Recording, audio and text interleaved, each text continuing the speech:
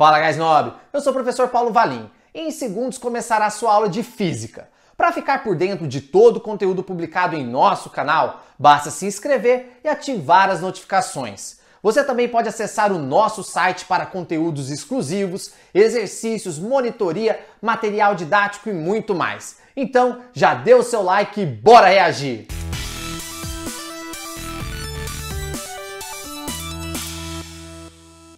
Fala aí, meu amigo ou minha amiga, tudo bem com você? Seja muito bem-vindo ou bem-vinda a mais uma aula de Física. E nessa aula a gente vai conversar sobre os modelos planetários. E o que é um modelo? Bem, basicamente, um modelo científico é uma representação para um fenômeno da natureza. Sabendo disso, quando os cientistas desenvolvem leis e teorias para explicar certos fenômenos, eles apresentam certos modelos para facilitar o entendimento da explicação desses fenômenos. Quando nós estamos falando de modelos planetários, nós estamos falando de representações para o movimento dos planetas. Ou seja, essas representações vão nos mostrar como que é a organização dos planetas em um determinado sistema planetário. Claro que aqui a gente vai conversar sobre 4 modelos planetários aí que foram desenvolvidos ao longo da história. Mas, se a gente pegar aí a história da ciência, a gente vai ver que existem diversos outros modelos que foram desenvolvidos ao longo de toda a história da ciência. Mas o objetivo aqui é compreender legal sobre esses modelos, porque são os modelos que a gente pode dizer que são os principais quando a gente está falando de conhecimento científico ocidental. Um detalhe, eu vou deixar aqui de fora os modelos planetários desenvolvidos lá pelos egípcios, pelos árabes e também até mesmo os modelos planetários desenvolvidos por tribos indígenas aqui no Brasil. Existem diversos modelos mesmo, mas não tem como a gente ficar estudando todos esses modelos planetários. A gente não teria tempo aqui para isso. Então vamos lá. O nosso primeiro modelo planetário que a gente vai conversar aqui é o modelo geocêntrico de Aristóteles. O nome geocêntrico significa o quê? Bem, geo significa terra e cêntrico é que está no centro. Então, o modelo planetário de Aristóteles diz pra gente o quê? Que a Terra está no centro do universo. E digo mais, a Terra não estava apenas no centro do universo, não. Ela estava parada no centro do universo. Isso, claro, de acordo com o modelo de Aristóteles. Além disso, todos os planetas, incluindo o Sol, a Lua, aliás, todos os corpos celestes estavam orbitando ao redor da Terra. Então, o modelo dele é muito interessante porque, de acordo com ele, a Terra estava parada no centro do universo e aí a Lua, o Sol, os planetas e as estrelas estariam orbitando ao redor da Terra. Um detalhe muito interessante é que quando a gente observa esse modelo de Aristóteles hoje, a gente para pensar e diz o seguinte: poxa, é meio absurdo pensar que a Terra está parada no centro do universo. Mas para pensar um pouquinho. Você sente a Terra se mexer? Não. Durante o dia, você vê o Sol saindo do leste e indo para o oeste.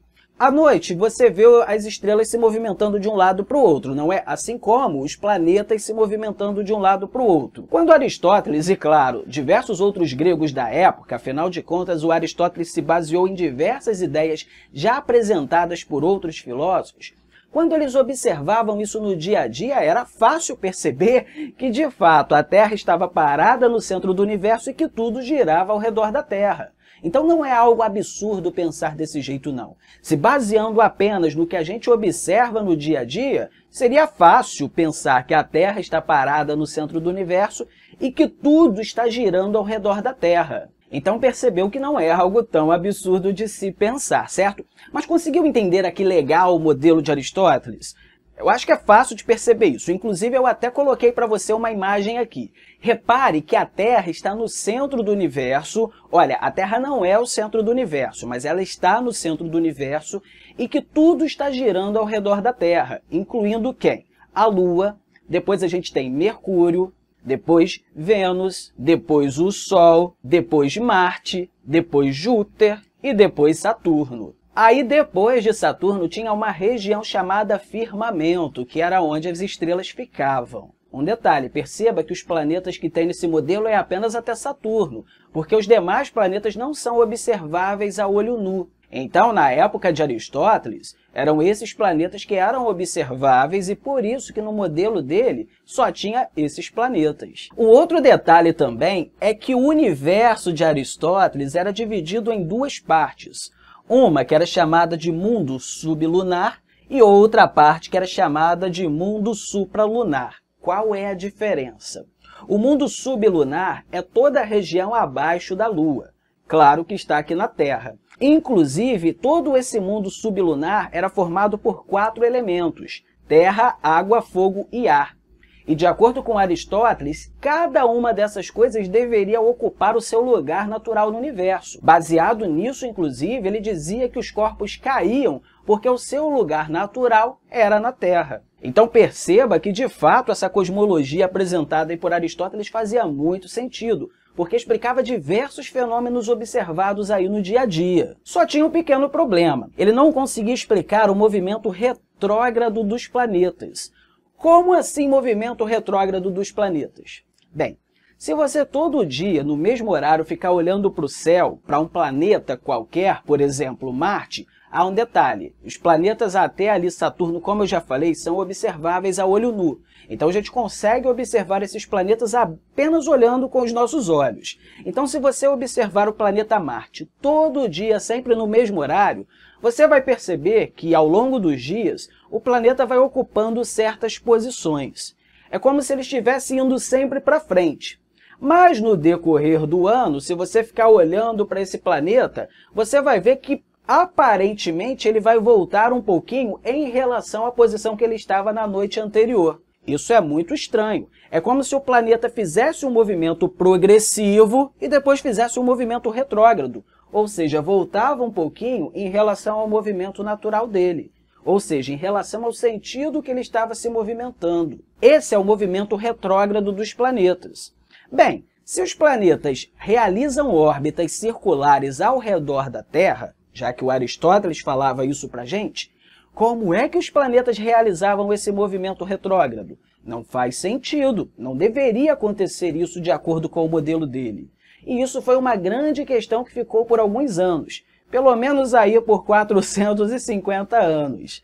Até que veio Cláudio Ptolomeu e conseguiu explicar isso apresentando novas ideias.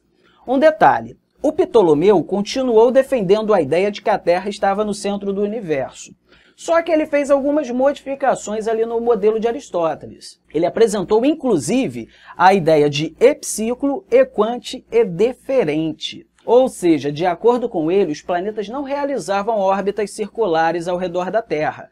Na verdade, os planetas orbitavam pequenos círculos e esses círculos é que orbitavam ao redor da Terra. Esse pequeno círculo era chamado de epiciclo. Aparentemente, quando a gente olhava aqui para os outros planetas, a gente ia ver os planetas tendo velocidades maiores ou menores, que é o que a gente observa também, e isso também não fazia muito sentido quando a gente pensava aqui no modelo de Aristóteles. Só que, como os planetas estavam orbitando ao redor desse deferente, daqui da Terra, que não estava necessariamente no centro do universo, a gente teria a impressão de que a velocidade dos planetas estava se alterando ao redor do ano. Além disso, como os planetas não estavam orbitando de forma circular ao redor da Terra, mas sim orbitando esses epiciclos que estavam orbitando aí nesse equante, aí a gente também tinha aquele movimento em que ora o planeta ia um pouquinho para frente e depois voltava um pouquinho para trás. É porque o planeta estava orbitando uma circunferência, que essa circunferência estava orbitando ao redor ali da Terra. Aí, com a composição desses dois movimentos, a gente teria esse movimento progressivo e retrógrado dos planetas. É tudo uma questão de composição de movimento. O interessante também é que Ptolomeu era um excelente matemático. Então, pelo fato dele ser um excelente matemático, ele conseguiu dar uma base bem fundamentada, apresentando diversos cálculos para esse modelo dele. E o legal é que o modelo dele era tão bem fundamentado que foi aceito até ali por volta de 1500. E também funcionava muito bem para explicar o movimento dos planetas, apesar de ser meio confuso quando a gente pensa em todos os planetas orbitando ao redor da Terra. Mas isso é uma outra história que não vem aqui ao caso agora. O legal é que quando chegou ali em 1500, por volta de 1500, claro, começou um período chamado Renascimento, que é um período de resgate à cultura grega antiga. Um detalhe é que nesse período diversas obras ali da Grécia Antiga foram resgatadas pelos europeus, que até então estavam lá com os árabes. A gente não costuma falar muito dos árabes ali quando a gente está falando da Idade Média, mas eles foram muito importantes nesse período do Renascimento. Enfim, isso daqui não é uma aula de história, eu não vou entrar muito nesse assunto não. Acredito que você já estudou muito bem isso nas aulas de história. Mas uma coisa muito interessante é que com o resgate dessas obras, muitos europeus tiveram acesso às escrituras da Grécia Antiga. E uma dessas pessoas foi Nicolau Copérnico, que quando ele foi para a Itália estudar, ele teve acesso a uma obra desenvolvida por Aristarco. E nessa obra, Aristarco apresentava a proposta de um modelo heliocêntrico, embora ele não defendesse na época. Mas o que era o modelo heliocêntrico? Diferente do modelo geocêntrico, que tinha a Terra no centro do universo, o modelo heliocêntrico tinha o Sol no centro do universo. Ao conhecer essa proposta de Aristarco e também estudar outras coisas, o Copérnico desenvolveu o modelo heliocêntrico. E nesse modelo heliocêntrico de Copérnico, os planetas orbitavam ao redor do Sol e não ao redor da Terra. Um detalhe é que Copérnico não abandonou inicialmente os epiciclos aqui de Ptolomeu. A única coisa que ele fez foi tirar a Terra do centro e no lugar colocar o Sol. Mas para facilitar o entendimento aqui, vamos pensar o seguinte. Um detalhe, como eu falei, né? Eu não vou discutir todo o modelo aqui de Copérnico não, porque é bem confuso também. A ideia aqui é só entender que o modelo dele mostra pra gente que os planetas estão orbitando ao redor do Sol. Então, uma simplificação do modelo dele diz pra gente o quê? Repare que eu estou falando que é uma simplificação. Nesse modelo a gente tem o Sol, ao redor do Sol a gente tem Mercúrio, depois a gente tem Vênus, aí depois a gente tem a Terra, depois a gente vai ter o quê? A Lua orbitando ao redor da Terra, depois da Lua a gente tem Marte, Júpiter e Saturno. Só Saturno? Sim, porque como eu já falei, até esse momento apenas Saturno que era observado a olho nu. Então no modelo dele a gente também só tem até Saturno. Um detalhe muito interessante também sobre o modelo de Copérnico é que, de acordo com ele, quanto mais perto o planeta está do Sol, maior é a sua velocidade orbital. Sendo assim, quanto mais distante o planeta está do Sol, menor é a sua velocidade orbital. Isso explica para a gente por que quando a gente olha para o céu, a gente vê alguns planetas realizando movimentos retrógrados ao longo do ano. Por exemplo, observe aí na tela. Se a gente tem aqui o planeta Terra e o planeta Marte, repare que o planeta Terra está orbitando ao redor do Sol e o planeta Marte também. Mas a velocidade da Terra ao redor do Sol é maior que a velocidade de Marte. Consequentemente, dependendo da posição que a Terra está em relação a Marte, a gente vai ver ora Marte indo para frente e depois ora Marte indo para trás, ou seja, realizando um movimento retrógrado. Então, na verdade, não se trata de uma composição de movimento de acordo com o que o Ptolomeu falou para a gente, mas sim de um movimento aparente no plano celeste, já que os dois estão se movimentando ao redor do Sol, mas a Terra está com uma velocidade maior.